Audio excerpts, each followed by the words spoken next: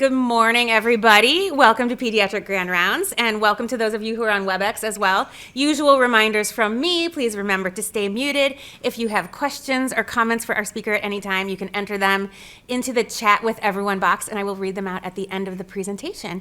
And right now, I will turn things over to Dr. Lowe, who's going to introduce our lectureship and our speaker for today. Thanks so much for being here. Good morning, everybody. I'm delighted to introduce you today to our 33rd Abelson lecturer, Dr. Kevin Shannon.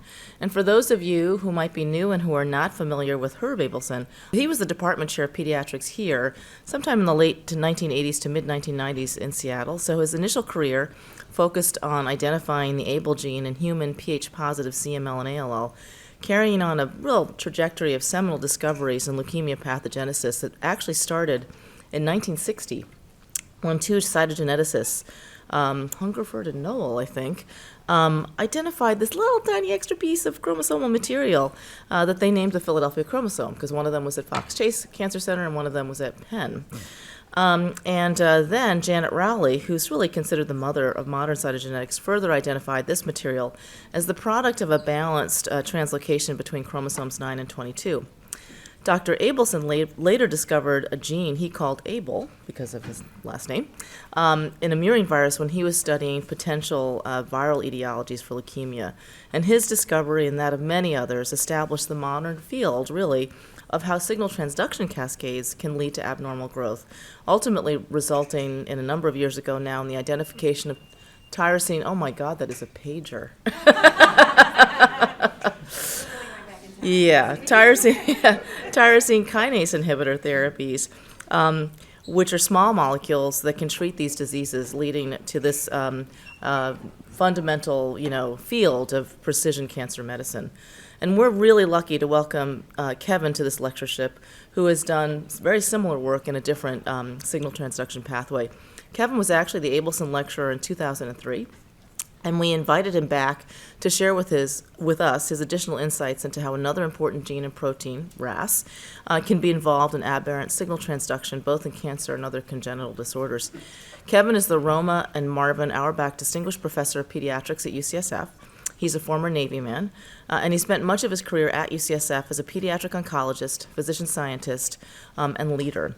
He's also served multiple national roles, which I won't expound upon here, at the NIH and NCI. He's part of the board at St. Jude, et cetera. He actually served at UCSF as interim department chair twice, and we have frequently joked, since I was also division head there, that alternately sometimes I was his boss and sometimes he was my boss. But he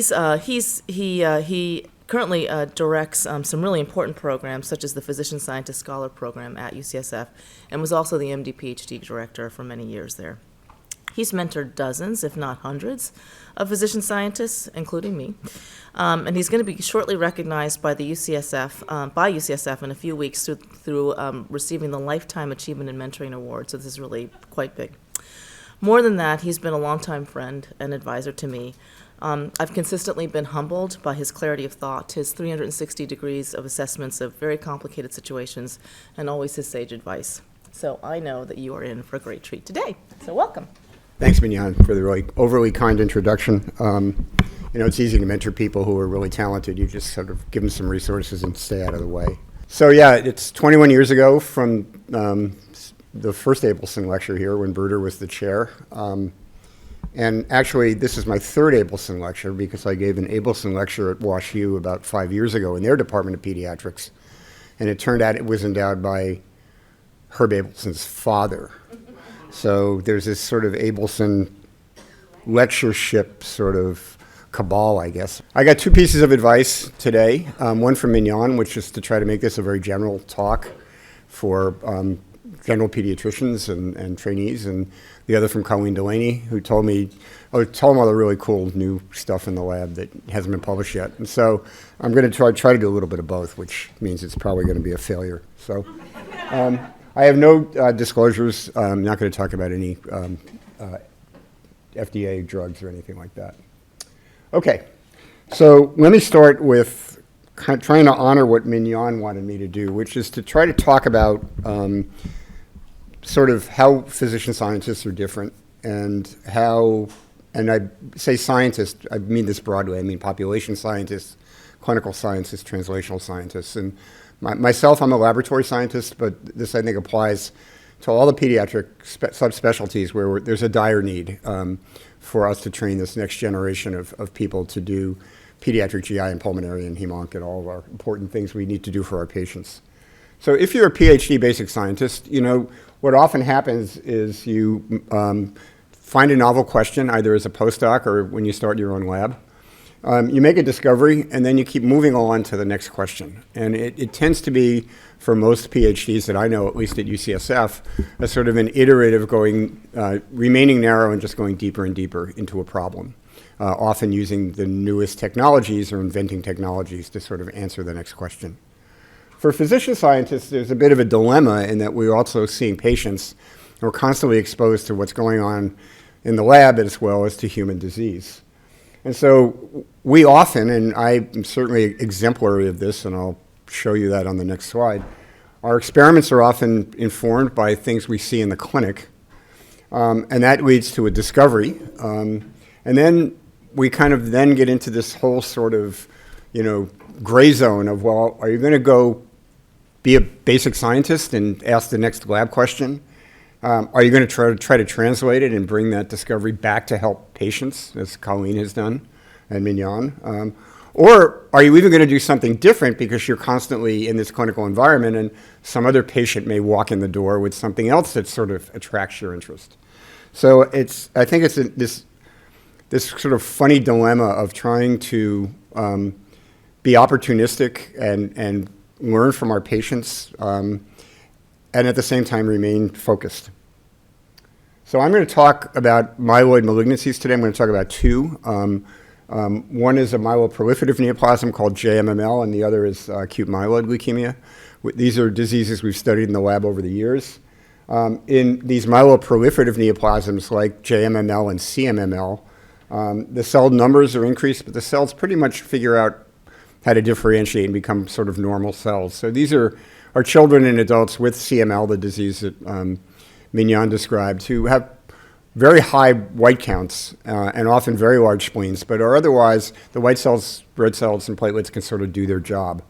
In these myelodysplastic syndromes, which are less common in pediatrics, which we also study some, you have a decrease in cell number, at least in the periphery, and the differentiation is really wacky and messed up. And these patients often have cytopenias.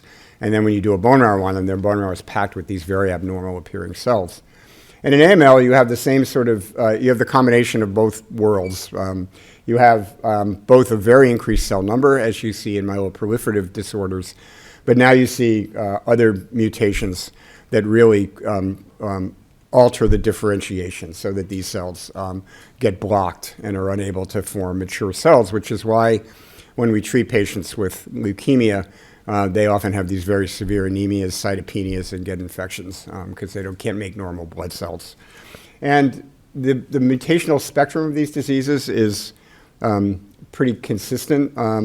And importantly, both the MPNs and the myelodysplastic syndromes progress to AML. So the disease I'm going to talk a little bit about, which Mignon and Elliot Stieglitz are the world's experts in, I'm not really anymore, is an MPN of young children that has some biologic features that are similar to CML with the Philadelphia chromosome, but also more closely resembling an adult disease called CMML. These patients have high white blood counts and they look funny, and they have elevated hemoglobin F values and often this massive organ infiltration. This is a disease that until recently has had a very poor prognosis. It's only been curable with bone marrow transplant. These patients' cells have this very peculiar hypersensitivity to a growth factor or cytokine called GM-CSF that Peter Emanuel discovered back in 1981.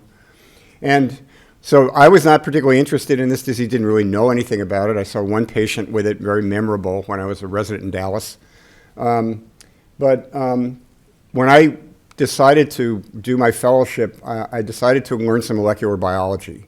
So I entered the lab of Y.W. Kahn in 1985 at UCSF, and YW had invented prenatal diagnosis for sickle cell disease and thalassemia, and I had, although I'm of Irish descent, I had the chutzpah to tell YW that I wanted to learn molecular biology, but I wasn't really interested in sickle cell disease or thalassemia. I was really interested in leukemia.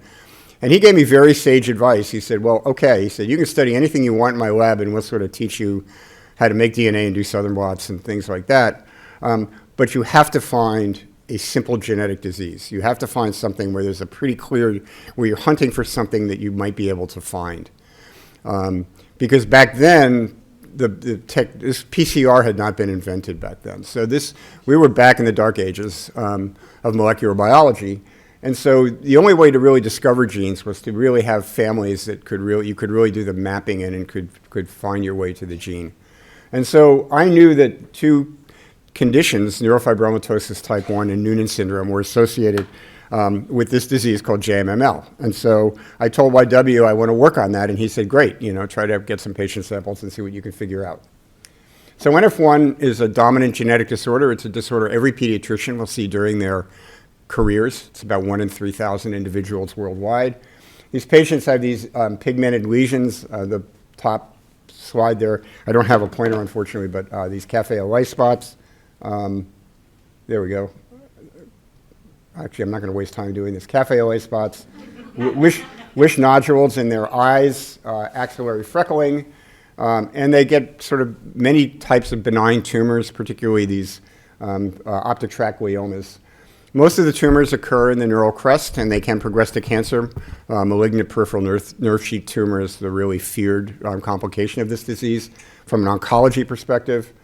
And this NF1 gene was cloned in 1991 by Ray White at Utah and by Francis Collins, who, as many went on to become the director of the NIH. And when the sequence of this new gene was run through the primitive sort of algorithms that existed then, after 4 or 5 days of crunching these data sets, which your Mac could do in about 8 seconds nowadays, the computer said, well, you know what? This does look like some other genes. It looks like these genes in yeast called IRA1 and IRA2, and it looks like this gene that some biochemists, Frank McCormick and others, had discovered called a GTPase activating protein. And what a GTPase activating protein does is it negatively regulates the output of another protein called RAS.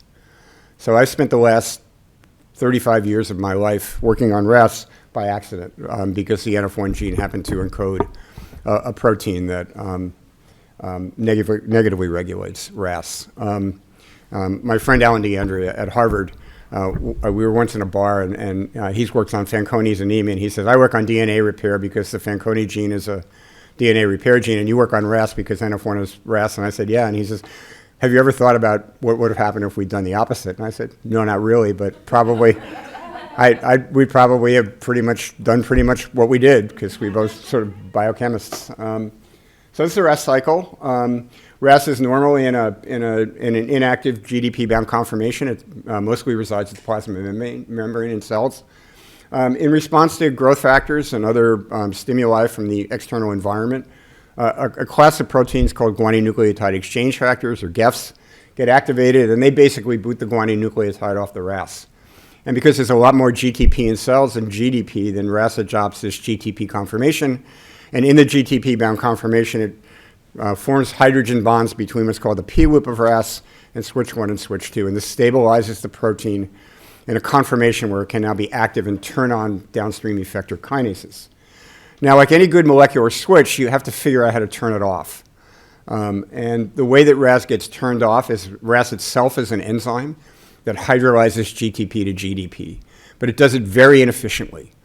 And so in cells, these other proteins that are called GTPase activating proteins, or GAPs, now basically bind to RAS in the GTP-bound conformation, stabilize the transition state, and make that enzymatic reaction go much faster. So GAPs are essentially negative regulators. GEFs are positive regulators of RAS activity. And if you think about, well, how is this perturbed in the very common RAS mutations we see in cancer? And these are point mutations, predominantly at codons 12, 13, and 61. All of these mutations have some effect on the intrinsic GTPase activity, the ability of RAS to hydrolyze GTP. But that tends to be somewhat variable, and probably quantitatively is much less important than the fact that they're all completely resistant to the activity of GAPs.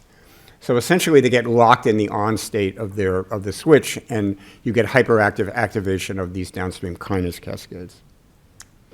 So if you look at this and you think to yourself, all right, you don't have to be a genius to think now, if you've got a familial cancer predisposition syndrome, and you have the gene that is mutated in these families, encodes one of these GTPase activating proteins. So every person is born with one normal copy and one mutant copy.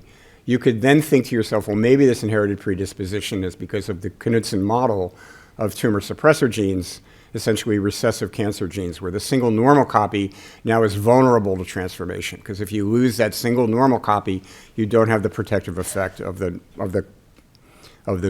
second normal copy. That turns out to be true.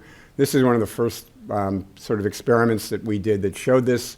This has been done by a medical student at UCSF named Daryl Miles, now a critical care doctor at UT Southwestern. This is an old microsatellite way of doing it. This was a microsatellite from Ray White's lab. You can see mom in the far left lane 1, has NF1. Her husband doesn't. Her son has NF1. And this is a marker inside the gene.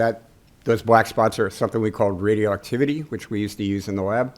And so 403 and 355, we can resolve mom's 2 NF1 genes, those 2 alleles, by those 2 markers. One's a 403, one's a 395 repeat.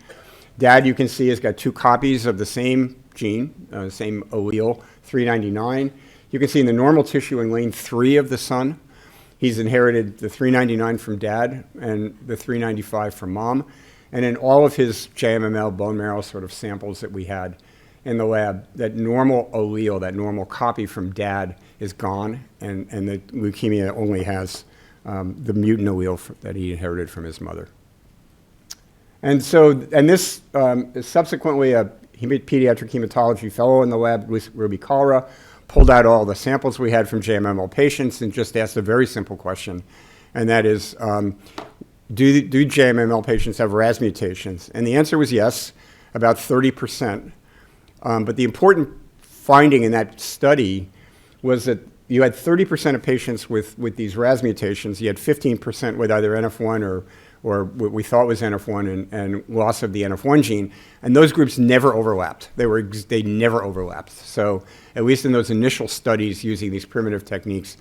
And that told us right away that this is almost certainly, this is the driver mutation, and this is how it's working. It's working through its ability to downregulate RAS signaling. So again, the patients taught us this. And then after Mignon joined the lab, she actually discovered the most common mutation, which is in a gene called PTPN11 that encodes a protein tyrosine phosphatase called SHP2, and also went on to discover sort of a new familial predisposition syndrome that I would like to call Low syndrome by finding mutations in the Sybil gene in some of these patients. And pretty much now, with the work that Elliot and Mignon have done, we can now say that pretty much 100% of JMML patients have RAS pathway mutations. This is the driver founder mutation in this disease. So of course, as a pediatrician and an oncologist, somebody who sees patients, you want to turn what you do in your lab into therapies. You want to try to help your patients. And I don't want to talk too much about RAS therapeutics. I can talk a lot about it. But I just want to point out that, as I've just told you, these RAS mutations are genetically dominant, but you have a loss of enzymatic activity. So most of the target inhibitors we have actually inhibit hyperactive enzyme activity. You shut off an enzyme, such as BCR-ABL, okay? So this is really hard. Fixing broken enzymes is something we still don't quite know how to do. The P-loop, where I told you the GTP binds, is really constrained structurally. RAS has this very high affinity for GTP, and of course, it's a very essential signaling pathway that normal cells use all the time. So as soon as you start inhibiting it, you're going to get toxicity. Now, my colleague at UCSF, Kayvon Shokat's made a lot of progress with this that many of you have maybe heard about, targeting a particular mutation in KRAS, and we're working with Ben Cravat and others on some other approaches, but just to remind you that this is a tough problem. And for NF1, of course, there's nothing to target because you've lost the protein.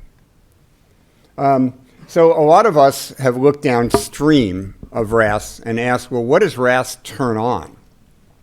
Because RAS itself is the switch, but there are these effectors that actually accomplish what RAS does in cells. And so there are major pathways that RAS turns on, but one I want to call your attention to is what's called the traditional MAP kinase pathway, which is comprised of the proteins RAF, MEK, and ERK. And we know from studies of many human cancers that this is a very important cancer driver pathway, and there are mutations in RAF and MEK in human cancers, BRAF particularly in cancers like melanoma. The PR3 kinase pathway, which I won't talk about today, and PTEN is also very important in cancer growth. And so we think RAS itself, and I think the field is reasonably in agreement about that the two major sort of downstream effector pathways of RAS that drive this cancer phenotype are the PR3 kinase AKT pathway and the MAP kinase pathway. And I'm going to be talking about a couple of drugs today. PD901, which is the first really good allosteric MEK inhibitor, still remains a tool compound for some complicated reasons that the neuro-oncologists may know about. And trametinib, which is an FDA-approved drug of Novartis's. So again, as a laboratory scientist, I told you that when Mignon joined the lab, she was interested in the human genetics of all this stuff, and I was less interested in the human genetics at this point. And I was interested in figuring out, looking under the hood and figuring out what the biochemistry is and how do we build models and how do we study the disease in the lab and how do we figure out how to treat this disease with drugs in preclinical models. So I was fortunate to collaborate with a friend, Tyler Jacks, who's the head of the MIT Cancer Center, and with Luis Parada, who now runs the brain tumor center at Sloan Kettering.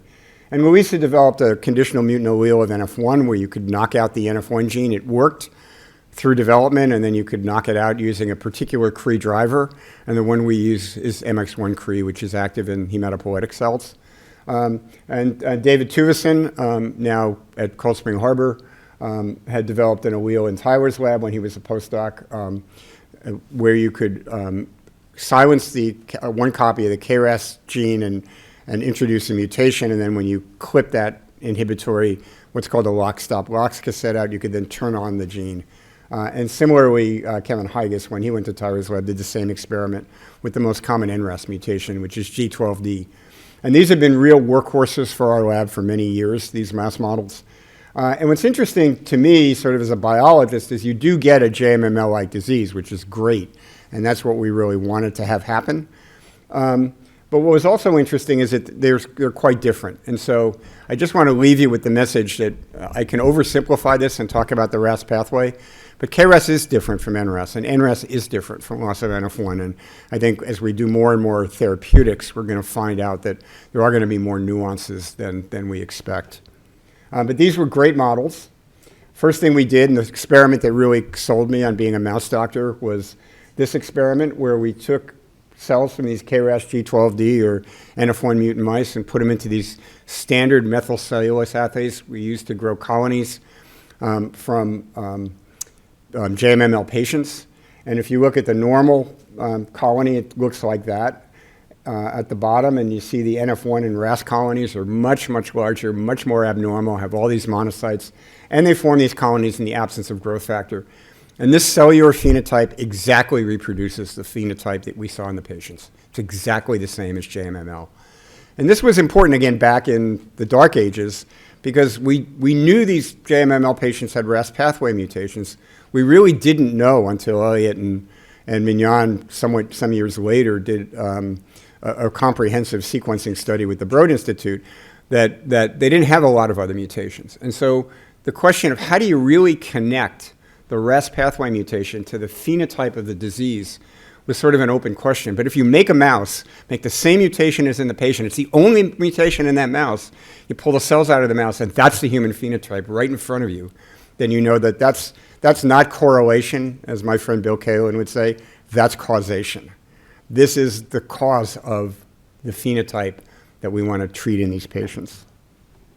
Okay, and so with Gideon Bolag, a brilliant biochemist who's gone on to discover some very important drugs in biopharma.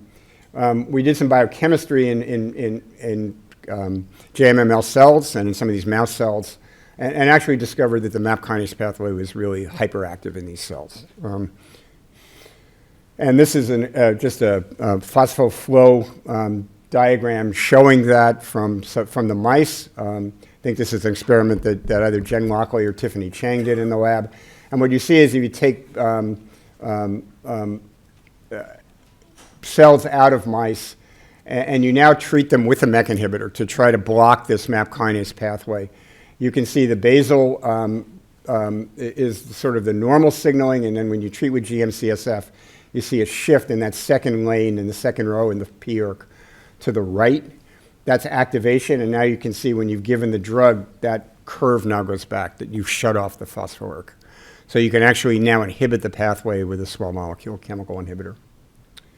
And if you give this chemical inhibitor, this is PD901, this is an experiment Ben Braun did when he was in the lab, inhibitor to mice. The relevant controls here are the blue. The wild-type mice were fine when we treated them with this drug or with a vehicle.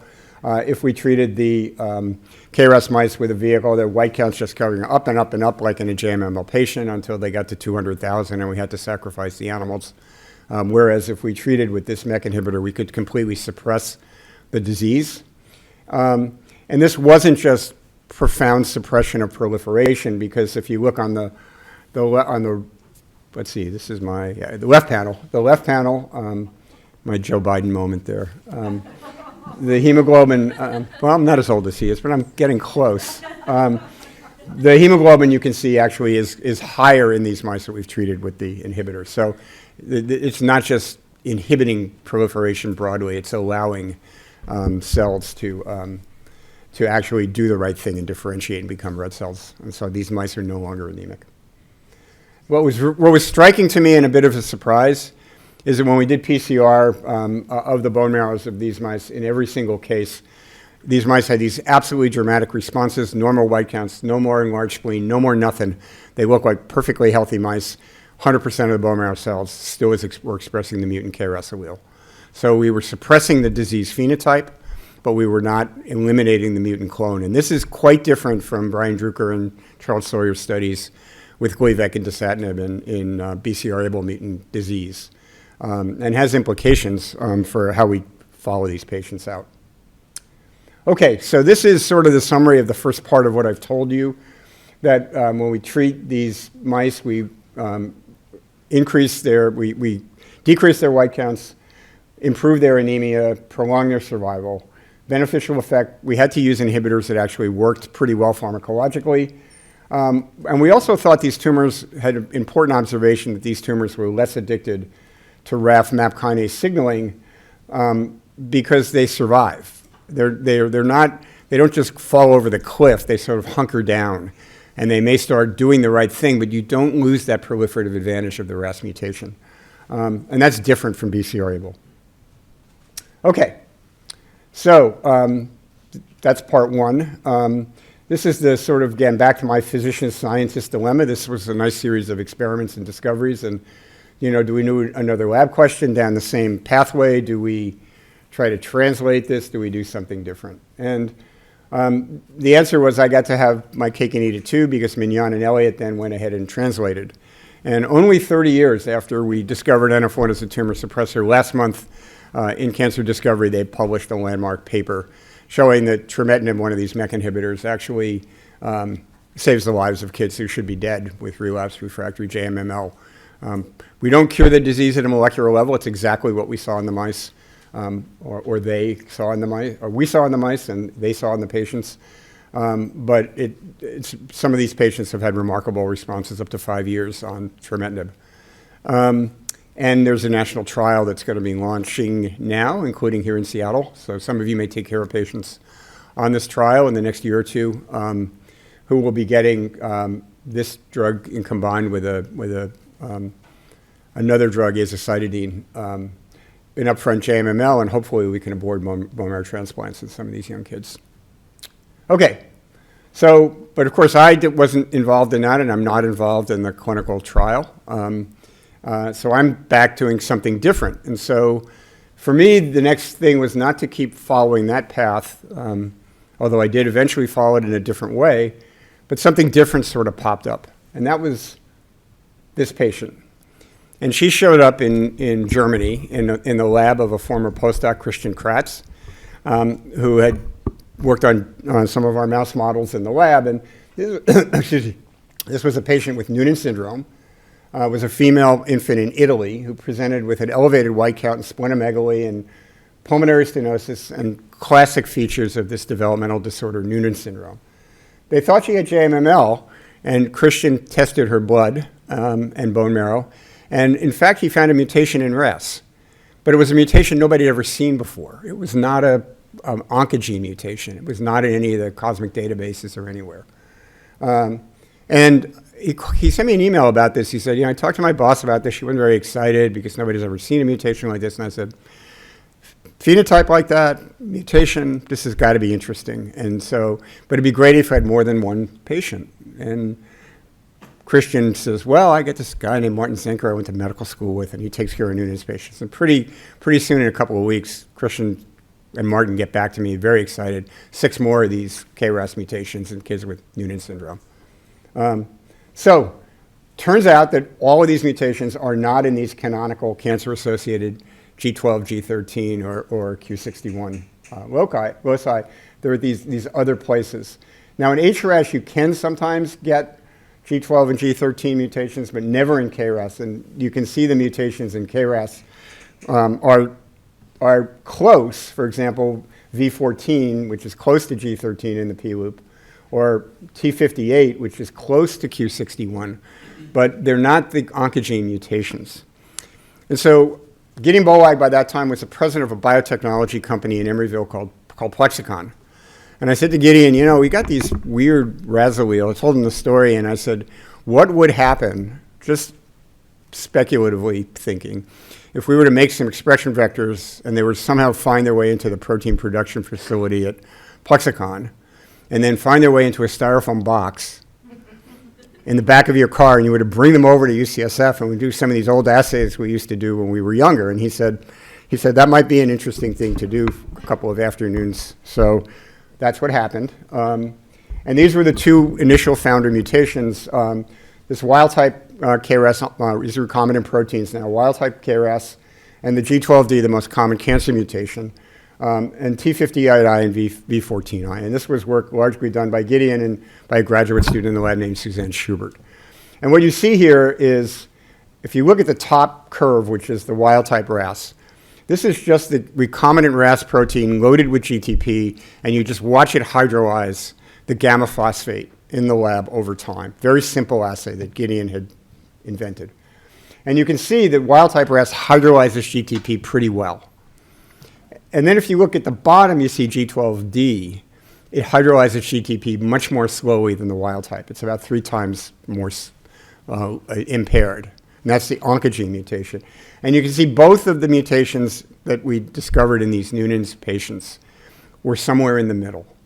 They're the Shakespearean, they're more than kin and they're less than kind. They're not real oncogene mutations, but they're not normal. They're activated. And if you now do the same experiment where you load with radioactive GTP to clip off that gamma phosphate, but you now expose them to either the gap domain of NF1 or P120 gap. What you see now is something really interesting, which is, again, the wild-type protein hydrolyzes beautifully. The mutant protein is way down there, the oncogenic protein at the bottom. It hydrolyzes hardly at all. And all of these Noonan's mutations are in the middle. And they have these really weird, interesting, variable phenotypes. They're quite different from each other, but they all are impaired compared to wild type and activated, are activated compared to wild type and impaired compared to oncogenic. And this is a table from Suzanne's part of her PhD, and you have to pay attention to this, but it just, this work has just been really interesting for the entire field of RAS biology, because we've now uncovered these sort of subtle alterations in RAS that nobody thought actually existed that allow us to sort of separate the different biochemical properties of the proteins and sort of figure out how it's actually binding to gaps and how it's actually working. Okay, and of course now NF1, we weren't smart enough to realize it at the time, but NF1 was the founding member of these diseases we call the RASopathies. And obviously it's neurofibroma, or the NF1 gene that's mutated in those patients. I've told you about KRAS and Noonan's. It turns out that the most common mutation in Noonan's is actually the same JMML mutation that Mignon discovered in PTPO and SHIP2. And just like in KRAS, the somatic mutations that the Gelb lab and our lab and Mignon discovered in JMML are much more activated than the germline mutations that cause Noonan syndrome. And then RAF and MEK, and so sort of mapping right down the MAP kinase pathway. And even in this protein SOS, which is one of the GAFs, we see these mutations. So this is sort of a molecular pathway diagram of the mutations that cause these RASopathy disorders. And of course, we decided to make a mouse, and so this is a mouse. This is a wild type and a T58I littermate. And if any of you are geneticists, you can see this kind of narrow face of the Noonan's mouse, which looks like Noonan's patients. And if any of you are sort of interested in developmental biology, you can see the craniosynostosis in the MRI of this mouse. These mice develop organ enlargement. This is hypertrophic cardiomyopathy, which is a known problem in Noonan's, and enlargement of their spleens, but not really JMML. So just stop here for 1 second and just say, what does this really mean? I mean, so I was a resident in Dallas from 1979 to 1982. And one of the reasons I became a hematologist oncologist is we could treat stuff. And I felt really bad for geneticists because they're really smart, but they couldn't treat anything. I mean, except for some of these enzyme disorders, right? What this is telling us is we might be able to treat a genetic disease, an inborn developmental syndrome, with a medicine that a child takes once a day to turn down the signal that's causing the hypertrophic cardiomyopathy and the neurocognitive abnormalities. I mean, this is actually something that's going to happen, I think, in the next 5-10 years. And how do we get there? So there's really great rationale and risk-benefit for treating kids with JMML who've relapsed after a bone marrow transplant and are refractory to everything else. They're going to die. So you can treat them with trametinib, as Elliot and Mignon did. So they're the canaries in the coal mine where you can ask the question, does it work, and help them, but also, do they tolerate it? How toxic is this drug? And because trametinib treatment has been so incredibly successful in some of these patients, we have data that are out, they're not very many patients, but they're out 4 and 5 years, and they're walking around and going to kindergarten. They're perfectly normal as far as we can tell. And these are kids where the JMML mutation is only in the bone marrow. So you're sort of inhibiting RAS signaling all the time in all of their cells, and they're obviously adapting to this perfectly well. So this raises the possibility that could we treat some of these non-cancer manifestations in patients with these developmental disorders. Now, as I just said, there's a fundamental difference, right? In the RASopathy patients, every single cell in their body has got this mutation.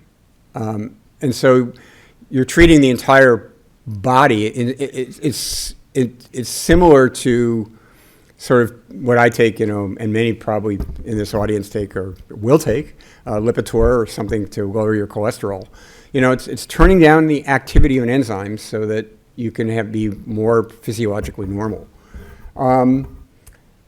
But who's going to benefit? I mean, and who goes in the trials first, and what are the outcomes, and how might preclinical models help us with that? But for those of you particularly very young who are starting your careers, this is really exciting stuff because this is kind of, can we really begin to treat Noonan syndrome and these other Costello syndrome, some of these terrible developmental disorders with medicines that are actually going to make lessen the burden on these families. Okay. So again, something different. One more different thing, and I'm going to try to race through this. Colleen, this is your part. So, of course, JMML becomes AML.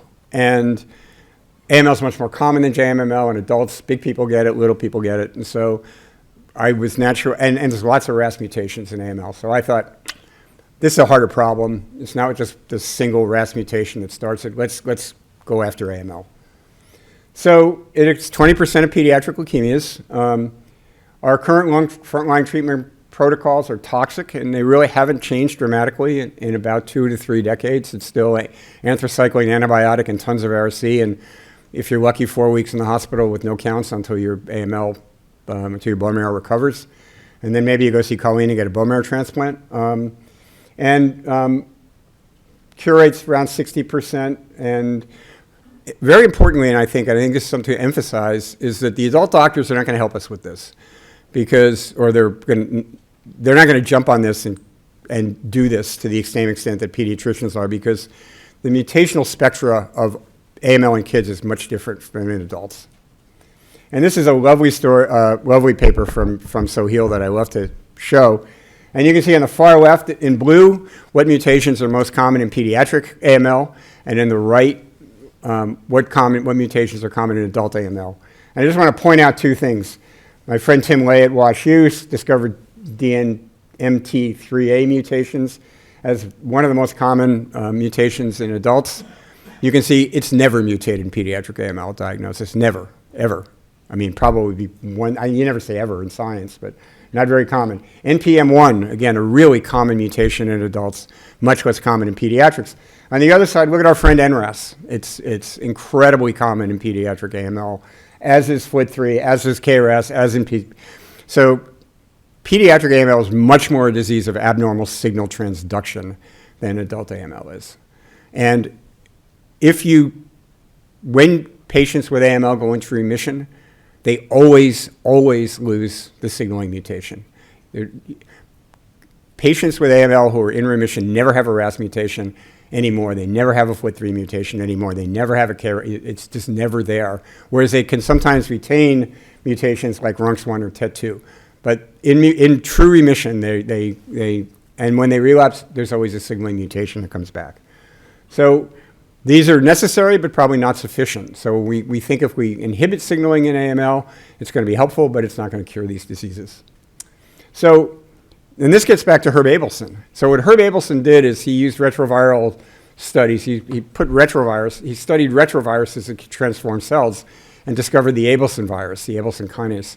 Essentially what we did was something similar, which you take an empty retrovirus now and just toss it into mouse bone marrow cells. You actually infect the mice with this retrovirus in vivo, little pups, and the virus just lands all over the place. And it doesn't carry a cargo like the Abelson oncogene.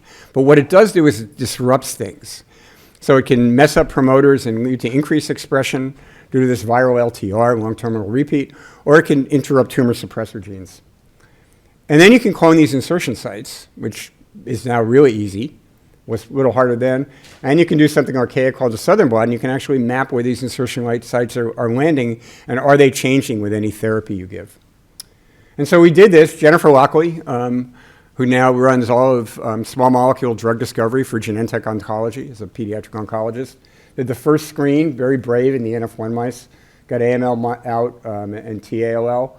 And then Ching Li, who's now running the adult medicine fellowship and a professor at Michigan, did the KRAS screen, and she got mostly TALL out, and she didn't like that, so she did a second screen.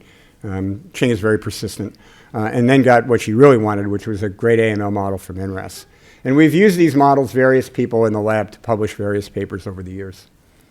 And this is how we do it, right? So here's the mutant genotype in the mice. We inject with this virus. We get leukemias. We put the leukemias in a cryovial. We thaw it out. We put it into a Jen Lockley called a factory mouse, and she's from Western Pennsylvania. And they have lots of factories in Western Pennsylvania. And then we would harvest those bone marrows and transplant them into these mice, randomly assigned these congenic mice, identical twins, essentially, to get either drug or vehicle. We could then see, do they respond to the drugs or drug combination? Do they get resistant? What's the clonal dynamics? And what's the underlying mechanism of the drug resistance? So Scott Lowe's lab did this lovely experiment about identifying BRD4 as a vulnerability, so we got interested in that as a target. And this is an experiment that Ben Huang did, showing that when we use a plexicon inhibitor that Gideon Bolek happened to invent at plexicon called PLX 51107, you see that PD901 in these AML models by itself, the red bar doesn't do much. Plexicon inhibitor is pretty darn good, and the two together are really good. And when we do simple southern blotting, you can now see clones that are emerging that have new retroviral integrations. And this can be from either hops in the virus or from a pre-existing clone. And the blue one we know is pre-existing because it's come up in 3 different mice, independent mice, so it had to be there to begin with. And we use this to sort of clone the retroviral integrations and figure out mechanisms of resistance. And in this particular case, what Ben was able to show was very surprising to us, and that is that we know that BRD4 suppresses MYC output, and so we did some Western blots of these resistant leukemias. In the far left, you can see in these resistant leukemias, many of them didn't express any MYC whatsoever. And we thought, have they really become MYC dependent? Could that be true? I mean, it just didn't make any sense. And so we did RNA sequencing and gene set enrichment analysis, and it turned out what these leukemias have actually done is not become MYC independent. They're running a MYC transcriptional program without expressing any MYC protein. And they're doing that because they're at an earlier developmental stage. And so what's happened in these parental leukemias is they've gone from being more myelomonocytic-like to becoming much more primitive.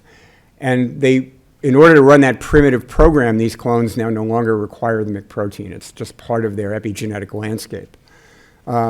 And at the same time, they're downregulating all the RAS-regulated proteins. And for any of you who are AML aficionados, this is exactly the opposite of what happens with resistance to venetoclax.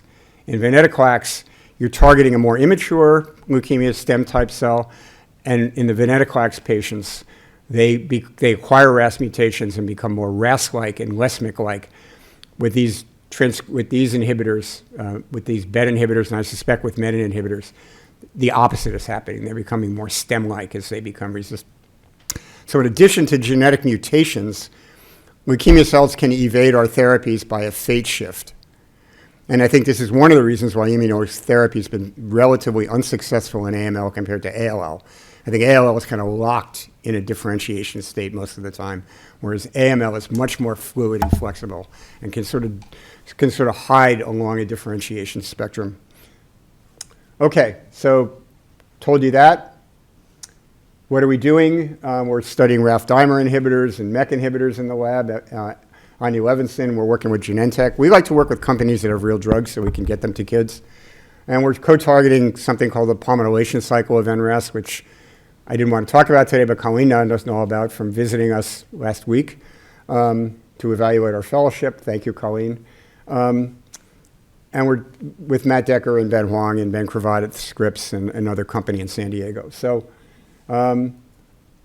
final point for the young people in the audience, it's really fun to have a career like this where you can sort of get really good at something, GI, pulmonary, and pediatrics, and know about these rare conditions and rare diseases. And every so often you'll make a clinical observation that you think, God, that's really cool. I wish I could figure that out and try to help these patients. And you can take it to the lab, you can translate it, and once you get going down that pathway, you can have something different, and you can have a pretty fun career doing lots of different things. You can have your own, essentially, like the leukemia cells, you can have your own sort of fate shift, if you will.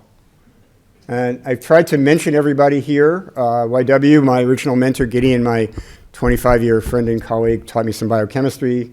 Mignon and Elliot for the great JMML work. Tiago Luis, Ben Braun, building mouse models. Suzanne, a wonderful graduate student who learned how to be a really good biochemist. We wouldn't let her out of the lab. She first worked on SHIP2 with Mignon, and after she'd learned all the assays, we got these KRAS mutations. Like, you can't graduate, you got to keep doing this. You're good at it. So she did. Christian, and as I mentioned, a collaborator who pointed out the first Noonan's patient to us. Folks who've done various things, made models with us and done translational studies, and probably a bunch of technicians I should have also mentioned. But thank you again, and I expect this is my last Abelson lecture because in 21 years I'll be exactly 90, so thank you very much. I was just curious for the AML with the resistance pattern with like increased MYC transcription. Did you look at any copy number changes, like either in the enhancer regions or maybe like ChIP-seq or anything like that? It's a really good question. ChIP-seq cut and run. Ben is very interested in pushing that next set of experiments to try to understand what's really happening and how these more stem-like leukemia cells are different from the initial leukemia. And the nice thing about these mass leukemias is, of course, you have this. We can transplant them and sort of do functional analyses side by side with the ChIP or with the cut and run. So yeah, it's a really good question.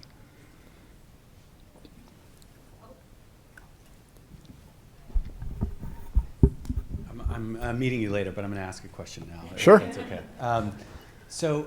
So why do you think these RAS mutations happen at such a high frequency in AML in kids? Do you think, and they tend to be in these GC-rich regions, if I'm not mistaken, and I'm just curious if you could speculate as to, is it the fast transcription rate of RAS that induces a mutation? And I'm just curious about your thoughts there. You know, I don't know if it's it's a really good question. So there's two ways of thinking about this. One is the mutation rate higher, or is the mutation rate the same as in adults and it's just selected more easily? I would tend to favor option number two, and the reason for that is just, again, Bill Kalin would be blowing his mind here, because he'd say what I'm about to say is correlative. But if you look at the landscape of adult and pediatric AML, one of the things that just comes blazing out to me is the absence of epigenetic mutations in pediatric AML. And what that suggests to me is that the chromatin in adults is locked down pretty well. In adult stem progenitors, it's really locked down, and you've got to do something to sort of unlock that sort of commitment to be a good stem cell. Whereas in pediatrics, because the hematopoietic compartment is expanding so fast, I think in kids we're a little more, they're driving the Porsche at 95 miles an hour, and it's a little harder to keep it on the road. So if you get that RAS mutation in the context of the epigenetic landscape of a fetal stem progenitor, you're going to get JMML out. If you get that in the context of, say, a translocation that involves MLL, that's going to be enough, because the epigenetics are flexible and fluid enough in pediatric stem and progenitors that fewer mutations will score. And I think Soheil's data suggests that too, that pediatric AML has many fewer mutations than adult. But the real big difference is in the sort of, broadly speaking, epigenetic class. So that would be my guess, but it's guess. Dr. Shannon, thank you for your encouragement of all of our trainees about the sort of the joys of a career as a physician scientist.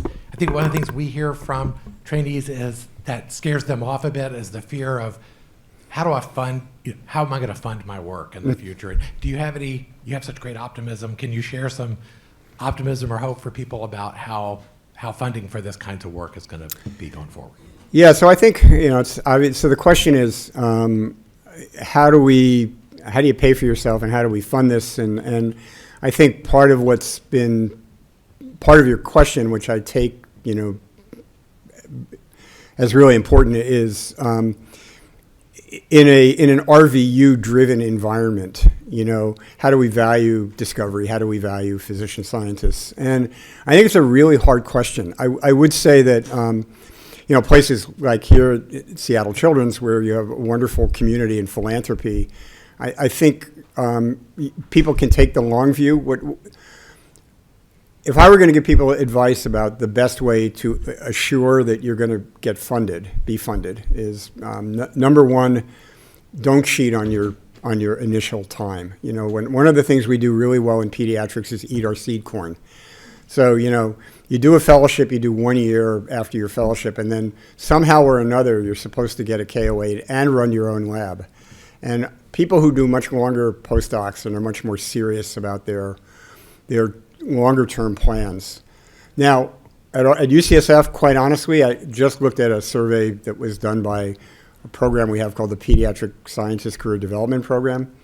And that area between finishing fellowship and sort of first R01 is really the hazard period where we're losing people from the pipeline in both pediatrics and medicine.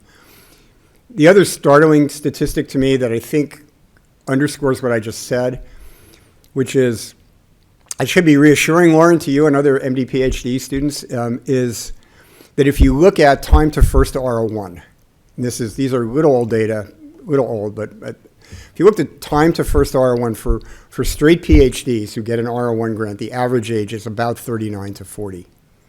For MD onlys, the average age is between 40 and 41. For MD PhDs, the average age is between 40 and 41. What that tells you is you're either going to pay me now and learn how to be a scientist as a graduate student in an MD PhD program, or you're going to pay me later by doing a long postdoc, but you're not going to be able to cheat.